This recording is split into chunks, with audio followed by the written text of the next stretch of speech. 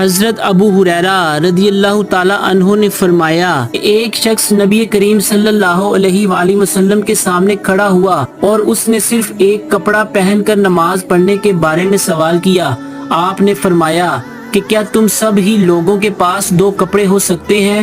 پھر یہی مسئلہ حضرت عمر رضی اللہ تعالی عنہ سے ایک شخص نے پوچھا تو انہوں نے کہا جب اللہ تعالیٰ نے ہمیں فراغت دی ہے تو تم بھی فراغت کے ساتھ رہو۔ آدمی کو چاہیے کہ نماز میں اپنے کپڑے اکٹھا کر لے۔